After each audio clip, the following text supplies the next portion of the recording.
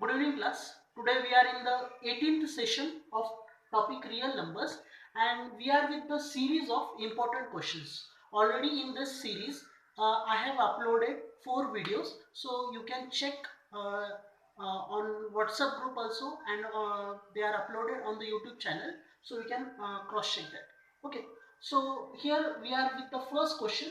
Show that the square of any positive odd integer is of the form 4n plus 1 for some integer m. Okay, तो यहां पर हमें ये show करना है कि square of any positive odd integer is of the form 4m plus 1. Okay, no 4m plus 1 के form में हमें बताना है. तो सबसे पहले हम एक काम करेंगे. We are going to consider two positive integers.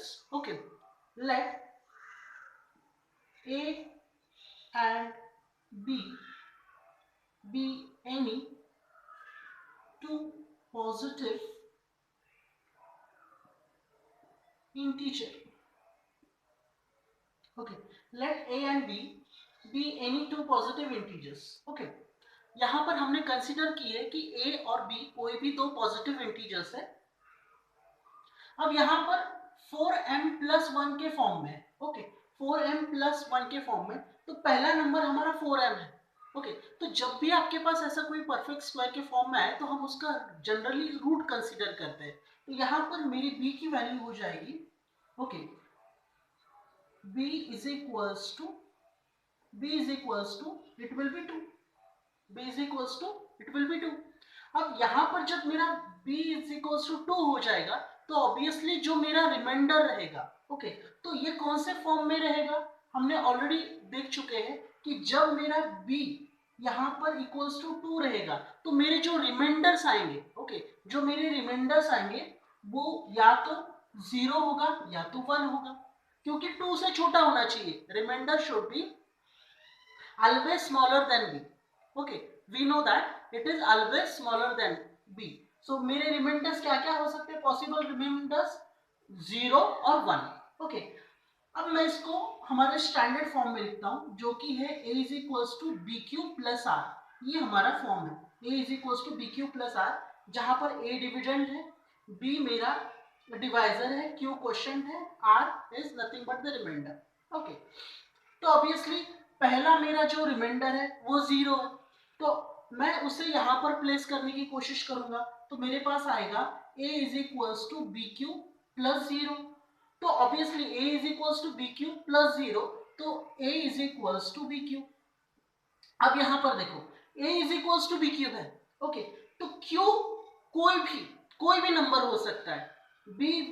q will be any number. तो अगर q कोई भी नंबर होगा तो ऑब्वियसली ये मेरा a is equals to b की जगह पर मैं 2 प्लेस करता हूं, तो a is equals to 2q बना. तो a is equals to 2q, यानी मैं q के जगह पर अगर 1 लिखूं तो 2 1 जा 2, इट इज डिविजिबल बाय 2. अगर मैं q के जगह पर 2 लिखूं तो 2 2 जा 4, ऑब्वियसली 4 इज डिविजिबल. फिर अगर मैं q के जगह पर 3 लिखूं तो 2 3 जा 6. तो q के जगह पर कोई भी नंबर प्लेस करने के बाद मेरा जो आउटकम आएगा that will be an even number. तो मुझे यहाँ पर कौन से नंबर की तलाश है? और पॉजिटिव इंटीजर की. तो ऑब्वियसली यहाँ पर आगे कोई सिंप्लीफिकेशन नहीं हो सकता, तो मैं यहाँ पर ऐसे लिखूंगा a is equals to 2q is an even number. Okay, अब हम आगे बढ़ते हैं. Okay, will proceed further. अब हमें फॉर्म क्या चाहिए? फॉर्म आपके नजरों के जो आपका फॉर्म है वो कभी भी आपसे छूटना नहीं चाहिए. आपका फॉर्म क्या है? 4m plus 1. ओके, तो मैं 4m प्लस 1 की तलाश में आगे निकला हूं, तो ऑब्वियसली मुझे नेक्स्ट रिमाइंडर लेना पड़ेगा. तो what is the next remainder? 1. तो मैं फिर से 1 को इस फॉर्म में प्लेस करूंगा. तो मेरा फॉर्म है a is equals to B Q plus R, जहां पर मैं फिर से प्लेस करता हूं a is equals to B Q, R के जगह पर 1 लिखूंगा. Now a is equals to, ये मेरा क्या है? b क्या है? 2 है, सो 2q प्लस 1.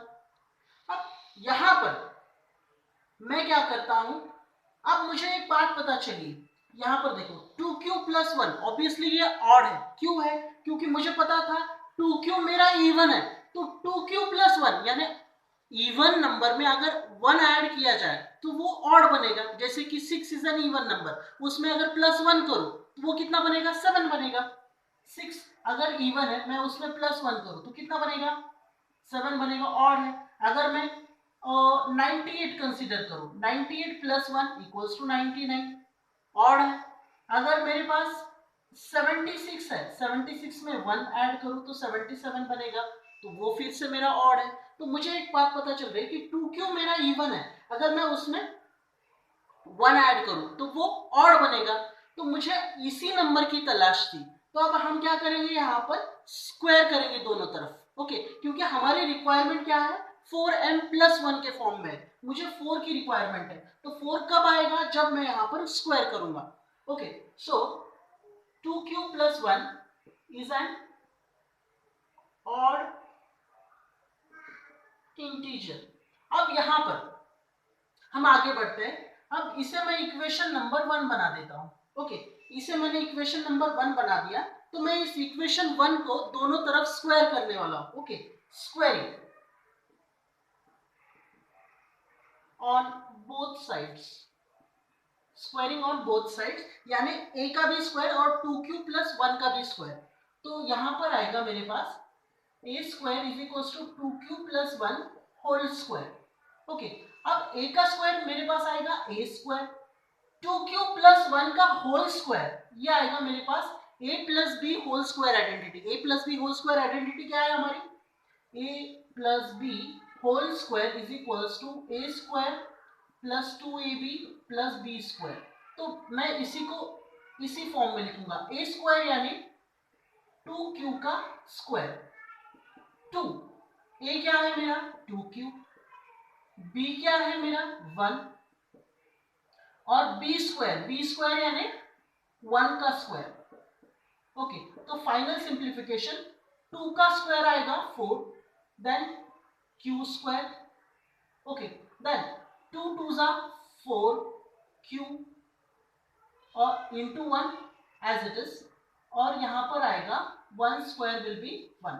तो मुझे क्या मिला, मुझे मिला यहां पर 4q square plus 4q plus 1।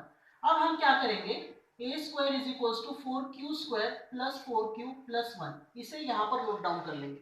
और यहां से अब देखो 4q स्क्वायर और 4q, यहां से कॉमन क्या आ सकता है हमारे पास, यहां से मेरे पास कॉमन आ सकता है 4, तो यहां पर आएगा a square is equal to, यहां से 4 कॉमन लेता हूं तो ये आएगा मेरे पास q square plus q plus 1। तो यहां पर मेरे पास आएगा a square is equal to 4। अब इसकी जगह पर मैं m लिखूंगा प्लस 1, जहां पर आप लिख सकते हो where q square plus q is equal to m। तो इस तरह से मैंने प्रूफ किया है कि हमने क्या प्रूव किया कि कोई भी ऑड पॉजिटिव इंटीजर जो है वो किस फॉर्म में होता है, 4m प्लस 1 के फॉर्म में, okay. So this was the first question. अगर आपको कुछ नहीं समझ में आया तो वीडियो को एक बार फिर से देखिए। Now will start with the question number 2, okay. Now question number 2 start करने से पहले एक बार इसको ठीक से देख लीजिए, मैं एक बार 2 मिनट में रिपीट कर देता हूं। सबसे पहले क्या करना है, आपने दो पॉजिटिव इंटीजर्स को कंसीडर करना है, ए और बी, ओके। फिर उसके बाद आप ऐसा मानकर चलो कि ए आपका डिविडेंड है, बी आपका डिवाइजर है, तो बी से रिमाइंडर हमेशा छोटा रहेगा, तो बी अगर 2 है तो रिमाइंडर 0 या 1 रहेगा।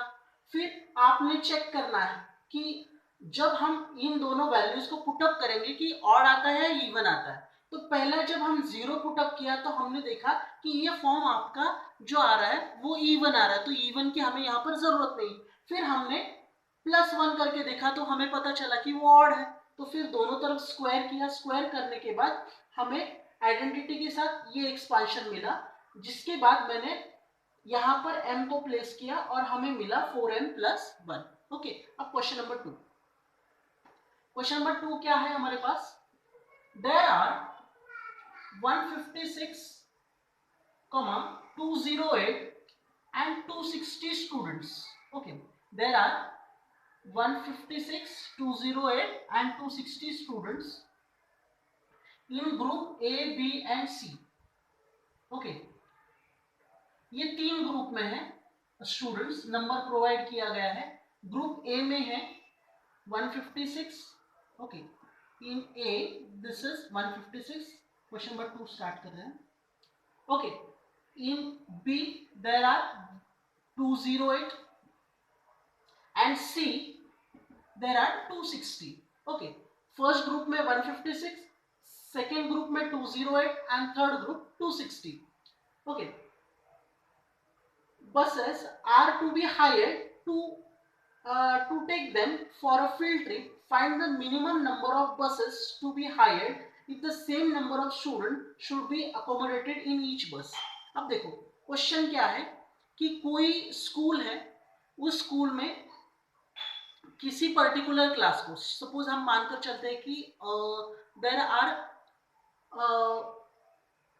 3 groups A, B and C. Okay, there are 3 groups और इन ग्रुप्स को बस में एकोमोडेट करना है। Okay, now group A, group B and group C। Okay, ये 3 अलग अलग ग्रुप्स हैं और इनको बस में फील्ड ट्रिप के लिए भेजना है और स्कूल चाहता है कि इनको मिनिमम बस में अकोमोडेट किया जाए, यानी हर एक बस में जितने max to max student accommodate हो सकते हैं उतना अच्छा है। ओके, क्योंकि उनको ट्रांसपोर्ट का उतना खर्चा बच सके, तो इसलिए बच्चों को कम से कम बसेस में अकोमोडेट करना है। अब लॉजिक यहाँ पर है, जब मुझे कम बसेस चाहिए और इतने सारे स्टूडेंट अकोमोडेट करने हैं कम से कम बसेस में, तो मुझे क्या करना पड़ेगा, हर एक बस में मैक्स टू मैक्स स्टूडेंट्स को अकोमोडेट करना है, यानी ज्यादा से ज्यादा बच्चे हर एक बस में। लेकिन जो बसेस होंगे हर एक बस में उतने ही स्टूडेंट्स अकोमोडेट करने, यानी हर बस में सेम बाइफर्केशन करना है। अगर पहली बस में 50 स्टूडेंट्स है तो दूसरे भी बस में 50 ही रखने हैं। अगर एक बस में 25 है तो दूसरे बस में भी 25 यानी ज्यादा से ज्यादा बसेस, ज्यादा से ज्यादा स्टूडेंट्स मिनिमम बसेस में एकोमोडेट करने। आए समझ में? यानी आपको क्या करना पड़ेगा, यहाँ पर इन तीनों का एचसीएफ फाइंड करना है। ओके, तो सबसे पहले हम एक काम करेंगे, यहाँ पर 156, 208 एंड 260, तो 260 देन 208 एंड 156। ओके, ये हमारे पास सीक्वेंस है। मैंने यहाँ पर इसको डिसेंडिंग ऑर्डर में लिखा है, यानी 260 is greater than 208, then 208 is greater than 256। Okay, तो यहाँ पर आप देख सकते हो कि हम क्या करेंगे, सबसे पहले इन दोनों का एचसीएफ फाइंड करेंगे, किसका, 260 और 208 का। तो 260 इज ग्रेटर देन 208, तो ऑब्वियसली हम इसको यूक्लिड्स डिवीजन एल्गोरिथम से करते हैं। 260 इज इक्वल्स टू 208 वन जा प्लस कितना आएगा 52। Okay, then 208 is equals to 52। Okay, 52 4 जा, ओके, यहाँ पर 0। नाउ 52 4 जा 208। ओके, तो हमें यहाँ पर एचसीएफ मिला एज अ 52। किसका एचसीएफ मिला, इन सब का। ओके, इन दोनों का 260 और 208 का। अब मेरे पास कौन सा नंबर बचा है, 156। ओके, फिर मैं 156 और यहाँ से एचसीएफ क्या आया मेरा, एचसीएफ इज 52। एचसीएफ मुझे क्या मिला है, 260 और 208 का 52 मिला है, बराबर है। अब यहाँ पर मैं इन दोनों को कंपेयर करूंगा, 52 और 156, तो मुझे पता चला कि 52 इज स्मॉलर देन 156। ओके, तो ऑब्वियसली फिर से 156 इज इक्वल्स टू 52 वन जा एंड 52 थ्री जा। ओके, 52 थ्री जा, ये रिमाइंडर 0। ओके, तो मुझे फाइनली एचसीएफ क्या मिला, एचसीएफ इज इक्वल्स टू 52। अब ये 52 किसका एचसीएफ है, इन तीनों नंबर्स का, 260 का, 208 का, 156 का। तो मुझे क्या एचसीएफ मिला, 52 मिला। अब हम क्या करेंगे, जो एचसीएफ मिला है उस एचसीएफ से इन तीनों को डिवाइड करेंगे। ओके, किसको, 260 को 208 को और 156 को। ओके, तो सबसे पहले 260 डिवाइडेड बाय 52। ओके, तो मुझे मिलेगा 52 वन जा एंड 5 जा, देन 208 डिवाइडेड बाय 52, ये 4 जा and 156 upon again 52, so it will B 3 जा। तो मुझे एक बात पता चली है कि 5, 4 and 3 that is equals to 12।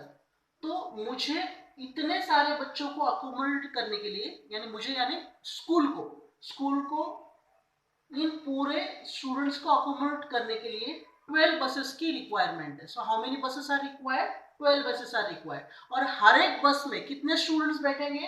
हर एक बस में 52 स्टूडेंट्स अकोमोडेट होंगे। Okay, so this was the question number 2। अब हम क्वेश्चन नंबर 3 स्टार्ट करते हैं।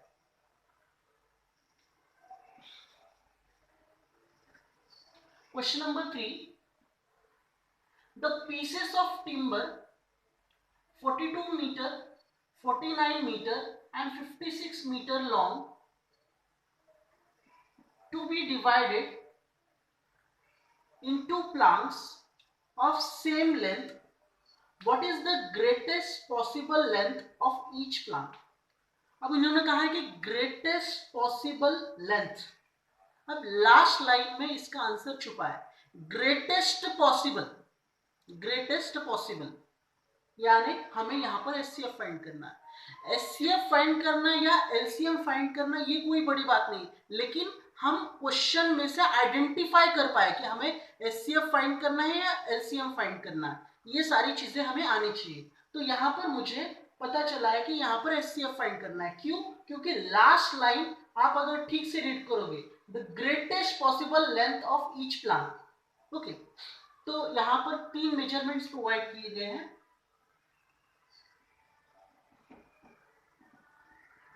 (42 meter, then 49 meter and 56 meter. Okay, अब यहां पर एचसीएफ फाइंड करना है, तो आप जैसे हमने लास्ट टाइम किया था उसी वे से जा सकते हो। ओके, सबसे पहले इन दोनों का 56 इज इक्वल्स टू 49 वन जा plus 3, then 49 is equals to 3 16 plus 1, then आप यहाँ पर 1 आ रहा है आपके पास, 49 वन सा, then 49 यहाँ पर 3 16 प्लस 1, अब आपके पास 3 जा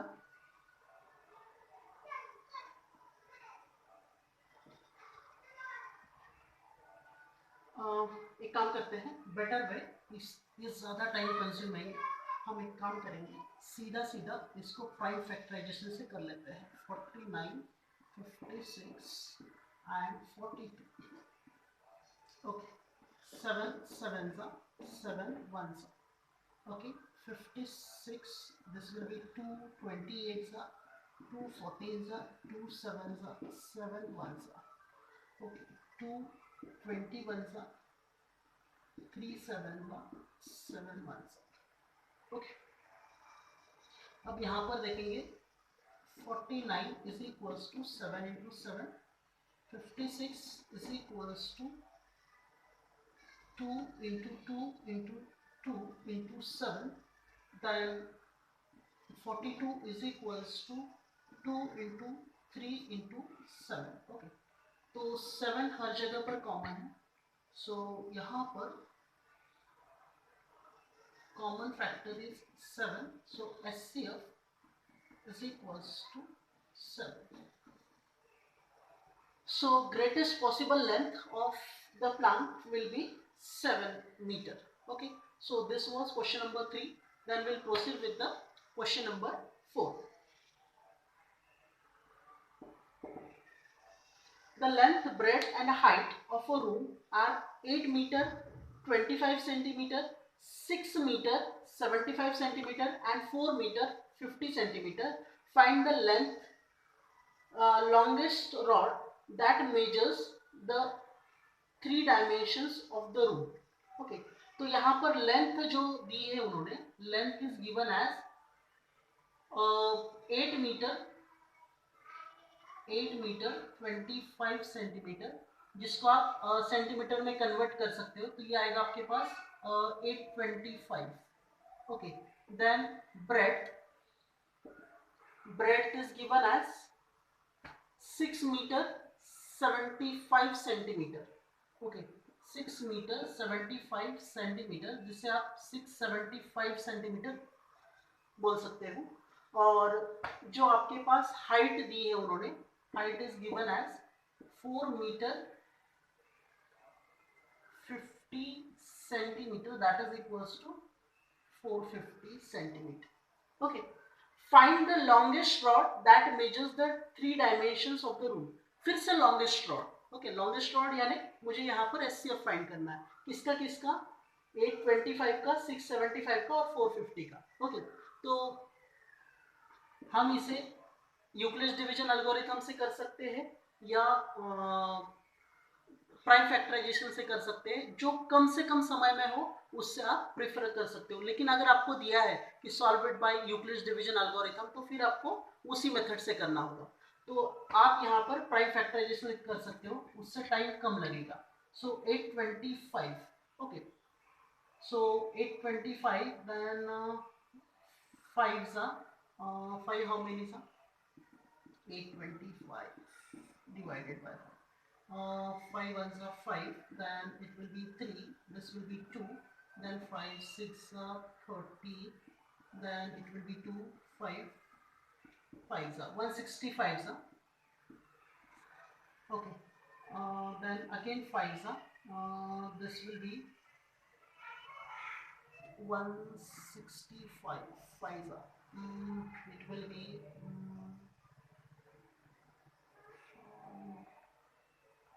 I think 50 33 33 5 33 5 then 3 11 and 11 1. Okay, 33 5 165, so it will be 33 then 3 11 11 1. Okay, calculation एकदम धीरे से करिए, कोई गड़बड़ नहीं, क्योंकि आपके फैक्टर्स एकदम सही होने चाहिए. अगर कुछ भी थोड़ा भी डाउट रहा तो उसको बार बार क्रॉस चेक करिए. Then next one is 675. Then 675 again 5. Okay, so 675 ये साइड इंक्रीज कर 675 के factors. So 675 5. Okay, 5 ones are 5, then it will be 1, then 7. Okay, then it will be 3 15, then 2, then 5 5 5 135. Okay, then 5 directly 3 we can take 45 3 then 5 9 then 3 3 and 3 1. Okay, then next is 450. Okay, so this will be again 5 95. Okay, then 5 18 then 3 6 then 3 2 and 2 1. तो हमारे पास factors आ चुके हैं. Okay, सो इन factors को हम यहाँ पर लिखते हैं. सबसे पहले 825 के फैक्टर्स है हमारे पास 5 into 5 into 3 into 11. Okay, then 675 के फैक्टर्स है हमारे पास 5 into 3 into 5 into 3 into 3. Okay, then हमारे पास 450 के फैक्टर्स है 5 into 5 into 3 into 3 into 2.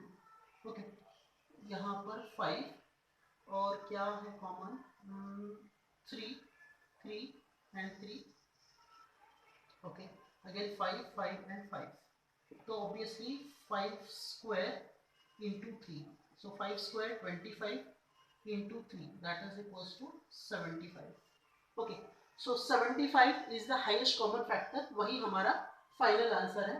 So therefore the dimension of the longest rod, okay, will measure as a 75 centimetre. Okay, so thank you very much. अगर कुछ नहीं समझ में आया तो आप वीडियो दोबारा देख लीजिए। अगर कुछ भी पर्सनल डाउट रहा तो you can send it on the WhatsApp number. Okay, so thank you very much.